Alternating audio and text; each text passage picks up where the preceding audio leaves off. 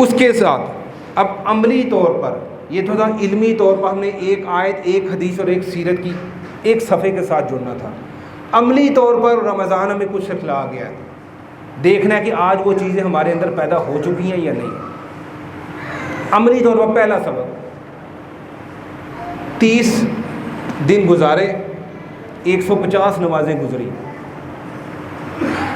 تو کیا 150 نمازیں ہم نے رمضان میں خود ہی دیکھنے کہ 150 میں سے کتنے نمبر ہم نے حاصل کیے فرض نمازوں کے، جماعت کے ساتھ تکبیر اولیٰ کے ساتھ 150 میں سے کتنے نمبر، سب بندے اپنے اندر سے پوچھ لیں کہ ہمیں کتنے نمبر ملے ہیں. کسی کو 50 ملے، کسی کو 70، کسی کو 80، کسی کو 100، کسی کو 125. وہ خوش نصیب 150 سے زیادہ نہیں ہوگا. کیا 150 نمبر پورے ہم نے لیے ہیں نمازوں کے، فرض نمازوں کے جماعت کے ساتھ؟ کوئی نماز میری مس نہ ہوئی ہو، اگر ہو بھی گئی تھوڑی بہت ہی تو کیا ہمیں سبق دے گا کہ سارا سال جماعت کے ساتھ نماز پڑھنی ہے، گھر میں نماز نہیں ہے. 5 نمازیں تم نے جماعت کے ساتھ پڑھنی ہے اور کوشش کرنی ہے کہ 5 کی 5 ایک دن میں پورے نمبر لیں. دوسرا، نفلی نمازوں کے ساتھ رمضان میں سبق دے گیا. تراویح کی شکل میں جسے ہم قیام اللیل کہتے ہیں، تہجد کی نماز، مختلف نام ہے. 30 دن یہ ہمیں مشق کروائے گی. کیوں؟ کہ یار باقی 11 مہینے کیا کرنا، سب سے بہترین ٹائم سحری کے وقت اٹھنے کا ہے. فجر کی نماز سے تھوڑی دیر پہلے اٹھ کر 2 یا 4 نوافل پڑھ لینا. یہ بھی نہیں اگر کر سکتے تو کم سے کم سونے، رات کو جب سونے لگو 9 بجے، 10 بجے، 11 بجے، یار کم سے کم 2 نفل پڑھ کر سو جاؤ، آپ کی تہجد کی نماز ہو جائے گی. تو کیا میری زندگی میں آج 2 ہفتوں کا جائزہ لوں کہ یہ وہ تراویح، وہ قیام اللیل، وہ تہجد 30 دن ہمیں پڑھوائی گئی ہے، کیا میری زندگی میں تہجد نام کی کوئی چیز آ گئی ہے یا نہیں آئی؟ اور اس سے حاصل کیا ہونا تھا؟ ایک رب کا قرب حاصل ہونا تھا. دوسری، مجھے شیطان کے خلاف جہاد اور جنگ کرنے میں آسانی ہو جائے، اسے پچھاڑ دوں، مجھے نیکی کرنی آسان، رب کا قرب، اس پر توکل اور یقین میرا مضبوط ہو جائے. پھر مجھے شیطان بہکانے کی کوشش کرے تو مجھے اولاد کی شکل میں، مال کی شکل میں، اختیار کی شکل میں کوئی آزمائش، مشکل مصیبت آئے تو اس وقت رب پر توکل اور یقین میرا پورا ہو، پتہ ہو کہ رب نے یہ مشکل ڈالی ہے یا آسانی ڈالی ہے تو اس کو بہتر پتہ ہے، میں نے ڈٹ کر رہنا، اس پر یقین اور توکل رکھنا. تو کیا میری زندگی میں 5 نمازیں باجماعت اور تہجد کا آسان طریقہ، سب سے آسان، سونے سے پہلے 2 یا 4 نوافل ادا کرنے، اس سے آسان کام تو کوئی نہیں ہو سکتا نا.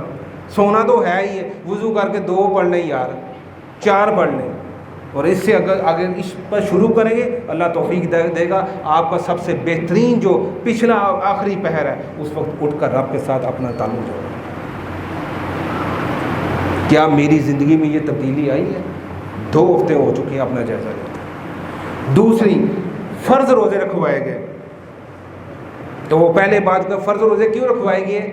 تاکہ حلال چھڑوا کر چند گھنٹوں کے لیے، میری مشق یہ کی گئی جس طرح اللہ کے کہنے پر چند گھنٹوں کے لیے حلال چھوڑ دیا ہے، بدرجہ اولا سارا سال حرام کس طرح چھوڑنا ہے. لذت لگے گناہ میں، کشش لگے اس میں، آپ کو جو نا کشش اور لذت نظر آ رہی ہو کہ یار اس میں گناہ کرنے میں بڑی مجھے لذت نظر آ رہی ہے، لیکن اس وقت اس حلال جو چیزیں تم نے 12-14 گھنٹے اللہ کے کہنے پر چھوڑی تھی، چھپ کر بھی نہیں کی اور ظاہراً بھی کی، اس وقت جب 11 مہینے تمہیں یہ کشش اور لذت گناہ میں نظر آئے تو اس پر تمہارے نفس پر قابو پانا آ جائے تاکہ گناہ کرنا تمہیں مشکل اور رب کے راستے میں چلنا آسان ہو جائے. اس کے ساتھ نفلی روزے شوال کے 6 جوڑ دیے. کیا کہا؟ جس نے یہ 6 روزے شوال کے رکھ لیے ایسے جیسے سارا سال کے روزے رکھ لیے. کیوں؟ تاکہ وہ جو 30 دن کا سبق ملا ہے تمہارے نفس پر قابو پانا آ جائے، وہ بھول نہ جانا. 6 روزے رکھ لینا تمہارے، تاکہ اندر تمہارا تزکیہ ہوتا رہے اور تم میں ثابت قدمی آ جائے، تم میں تقوی آ جائے اور تمہیں اپنے نفس پر قابو پانا آ جائے. تو کیا یہ شوال کے روزے پورا مہینے میں سب سے آسان فارمولہ کیا ہے؟ 30 دن میں یار ایک ایک کر کے رکھ لو، 30 وہ اور یہ 6 رکھ کر. حدیث کا مفہوم یہ ہے کہ ایسے سارا سال ہی روزے رکھے ہیں.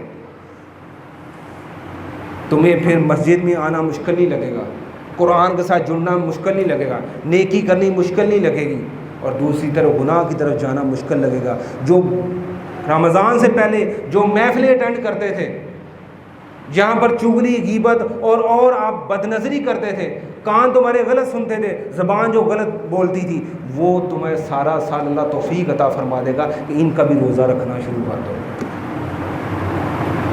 تو یہ 15 دن میں کیا میرے اندر یہ چیز پیدا ہونی شروع ہو گئی ہے؟ یہ نہیں، کوئی بندہ اپنا دعویٰ نہیں کر سکتا کہ میں مکمل ہو گیا ہوں، لیکن اس راستے، ہمارا کام اس راستے پر چلنا، کوشش کرنا اور اس سے توفیق مانگنا ہے۔ باقی وہ بڑا غفور الرحیم ہے، معاف کر لے گا۔ لیکن اگر میں اس راستے پر چلوں ہی نہ، اپنا محاسبہ ہی نہ کروں اور سمجھوں ہی نہ کہ یہ رمضان جو گزر گیا مجھے یہ چیزیں میرے اندر پیدا کروانا چاہتا تھا، کیا میرے اندر وہ چیزیں پیدا ہو گئی؟ اس کے بعد انفاق فی سبیل اللہ مجھے سکھلا کر گیا کہ اللہ کے راستے میں خرچ کیسے کرنا ہے۔ فرض زکوٰۃ تو دینی ہے، آپ کا جو بھی مہینہ بنتا ہے آپ نے وہ دینی ہے۔ اس کے علاوہ کیا؟ نفلی صدقات کی ترغیب دی گئی، 10 سے 70 سے 700، اس سے بھی زیادہ اجر بڑھا دیا گیا۔ کیوں؟ سبق ہمیں کیا ملا کہ یار اگر 20 بندے تمہارے ارد گرد ہیں، 50 بندے ہیں تمہارے وسائل تھوڑے ہیں، ایک بندے کو سب سے پہلے اپنے رشتہ دار کو، پھر اپنے ہمسائے کو، پھر محلے دار، پھر اپنے دوست کو، ان کو ترجیح دو۔ اس کے بعد بھی اگر کوئی آ جائے، اگر تمہارے وسائل ہیں تو دو، لیکن شرط کیا ہے؟ لوگوں کو ایک دفعہ دو، ایک بندے کو دوبارہ وہ لینے والا نہ بنے، دینے والا بن جائے۔ تو کیا صدقات اور زکوٰۃ کی شکل میں ہم نے لوگوں کو ان کے پاؤں پر کھڑا کرنا شروع کیا، یا اسی طرح 5 10 100 50 دے کر لوگوں کو غریب بنا رہے ہیں اور ان کو عادت ڈال رہے ہیں کہ یہ کام بڑا آسان ہے، کام کرنے کی کوئی ضرورت نہیں، روز آ کر مجھ سے 10 لے جایا کرو، ساری دکانوں سے 10 روپے اکٹھے کر کے شام کو 4-5 ہزار روپے جیب میں ڈالو، آسان کام ہے، کھاؤ پیو موج کرو، گھر جا کے سو جاؤ۔ یہ ہماری ان کی تربیت کر رہے ہیں، ہم ان پر ظلم کر رہے ہیں۔ سفید پوش لوگوں کو ڈھونڈے، قرآن نے کہا ہے کہ آپ وہ مانگنے والے نہیں ہوں گے لپٹ کر، لیکن ان کی پیشانی سے غربت کے جو اثرات نظر آ رہے ہوں گے، ان کو چپ کر کے ان کے گھروں میں دو، ان کے پاؤں پر کھڑا کرو، تاکہ وہ اگلے رمضان سے پہلے وہ دینے والے بن جائیں، لینے والے نہ بنیں۔ کیا یہ صدقات اور زکوٰۃ دینے کا جو روح تھی دین کی، کیا اس کے مطابق ہم نے خرچ کرنا شروع کیا؟ اور اگلی بات، دعا ہمیں رمضان سے کھلا گیا، بہت ساری دعائیں ہیں، لیکن آخری عشرے کی اور باقی والے پورے رمضان کی جو مرکزی دعا یہی تھی، لیکن آخری عشرے میں اس کو پر زور دیا گیا۔ کیا تھی؟ اللہم انک عفو تحب العفو فاعف عنی، معافی طلب کر رہے ہیں۔ نبی اکرم صلی اللہ علیہ وسلم عائشہ رضی اللہ عنہ کو یہ دعا سکھلائی، کیا اس سے کوئی ضروری مانگنے والی چیز نہیں تھی؟ حضرت عائشہ رضی اللہ عنہ یہ بھی تو کہتی نبی اکرم صلی اللہ علیہ وسلم کو دعا سکھلائیں، اولاد نہیں ہے اللہ اولاد دے دے، گھر میں فاقے ہیں کوئی مال کی بھی دعا کر لیں، کوئی اور معاملات خراب ہیں اس کی بھی دعا کر لیں، ان کا معافی ہوگی تو سب کچھ مل جائے۔ کیا ہم نے رمضان میں بھی وہ غیر رمضان میں اپنی زندگی معافی نام کے لفظ کو لانا شروع کیا ہے؟ اور اکثر میں مثال دیتا ہوں اس کے کہ آپ اس کا آسان فارمولہ کیا، اب جب بھی صبح گھر سے نکلیں 2 معافیاں جیب میں ڈال کر بھر کر جائیں اور شام کو خالی کر کر آئیں۔ وہ 2 معافیاں کیا ہیں؟ پہلی معافی یہ ہے کہ سارا دن صبح سے لے کر شام تک آپ کے ہاتھوں سے، زبان سے اور عمل سے کسی کے ساتھ زیادتی ہو تو جھجکے نہ، شرم محسوس نہ کریں، فوراً اس سے معافی مانگ لیں، معذرت کر لیں۔ آج انگریزی میں بڑا آسان لفظ آ گیا، سوری آ گیا، فوراً سے پہلے اسے معافی مانگ لیں۔ اور دوسری معافی کیا ہے؟ آپ کے ساتھ کوئی زیادتی کر دے، فوراً سے پہلے اسے معاف کر دیں۔ یہ دونوں جیبیں صبح گھر بھر کر جائیں، گھر سے نکلیں اور شام کو خالی کر کے آئیں۔ پھر وہ حدیث کہی ہے، اللہ تعالیٰ کہتا ہے اگر تم مجھ سے چاہتے ہو کہ میں تمہیں معاف کر دوں، میرے بندوں کو معاف کرنا شروع کر دو، اگر تم چاہتے ہو کہ میں تم پر رحم کروں، میرے بندوں کو معاف کرنا شروع کر دو۔ کیا یہ معافی ہماری زندگی میں آ گئی ہے؟ ہم اسی وقت ایک طرف سے جب میری طرف سے زیادتی ہوئی ہے، فوراً سے پہلے اسے معذرت کر لیں، بھائی مجھ سے وہ غلطی ہو گئی ہے، یار میری وجہ سے دل آزاری ہو گئی ہے، یار معاف کر دو، یار معذرت چاہتا ہوں۔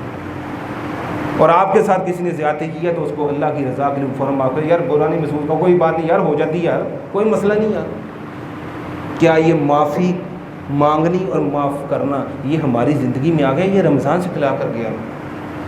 آج 2 ہفتوں میں ہم نے کتنی معافیاں مانگی اور کتنی معافیاں دی ہیں، یہ خود اپنا جائزہ لیں۔ ہم تو کہتے ہیں ہمیں بات کر کے کوئی جائے کیوں، ایک کی ہے، جب تک 10 نہیں سنائیں گے ہمیں تسلی نہیں ہوگی۔ اور ساتھ والے بھی کہیں گے وہ تجھے باتیں کر کے چلے گا، تو نے اس کو جواب ہی نہیں دیا، تو کہیں گے تو بیوقوف ہے۔ کہتا ہے معافی مانگنے والا عقل مند ہوتا ہے، معاف نہ کرنے والا بیوقوف ہوتا ہے۔ یہیں کا کھاتا یہیں صاف کروا لیں، یہ نہ ہو کہ آگے جا کے آپ کہیں جی میں نے تو بڑی عبادات، بڑے نوافل، بڑے صدقات کیے ہیں، آگے جا کے پتہ لگا اتنے لوگوں کی عزت نفس مجروح کر کیا ہے، ڈھیر لگا ہوا ہے درخواستوں کا، یہ درخواستوں کا فیصلہ ہونا ہے، چل اپنی نیکیاں دیتا جا اور درخواستیں نپٹاتا جا، اینڈ میں پتہ چلے پھر بھی رہ گئی ہیں اور ان کے گناہ مجھ پر لاد دیے گئے ہیں، اور میں خوش امی میں رہ کر میں بڑا بادل گزار ہوں۔ اس لیے رمضان ہمیں سکھلا کر گیا ہے کہ معافی مانگنی کیسی ہے اور معاف کرنا کیسی ہے۔ پھر حدیث کہتی ہے اللہ تعالیٰ تمہیں معاف کر دے گا تم پر رحم کرنا شروع کر۔ تو یہ دوبارہ دہراتا ہوں، علم اور عمل کے ساتھ، علم کے ساتھ ہم نے کیا کرنا تھا، اللہ نے ہم پر رحمت کی، ہمیں امت محمدیہ میں پیدا کر دیا، ہمیں کیا کیا، یہ قرآن آسان کر کے پیش کر دیا تاکہ نصیحت حاصل کرو، مشکل نہیں ہے، رب کہہ رہا ہے آسان ہے۔ دوسرا کیا کرنا تھا، ہم نے اس پر اندھے اور بہرے ہو کر نہیں کرنا، سمجھو اگر اندھے اور بہرے مطلب بغیر سمجھے سن رہے ہیں یا پڑھ رہے ہیں تو اندھے اور بہرے ہیں، ہم نے نہیں کرنا۔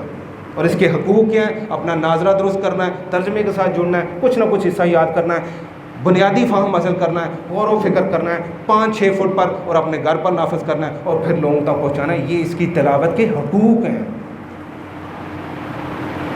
اور ایک آیت قرآن کی، ایک حدیث، ایک سیرت کا صفحہ، یہ روزانہ میری زندگی میں ہونا چاہیے۔ یہ 15 منٹ کا فارمولہ ہے، اگر اتنے بھی ہم رب کے ساتھ، اس کے نبی کے ساتھ، اس کی سیرت، زندگی کے سب و روز نہیں اگر سیکھ سکتے تو پھر مجھے مسلمان کہلوانے کا کیا حق ہے۔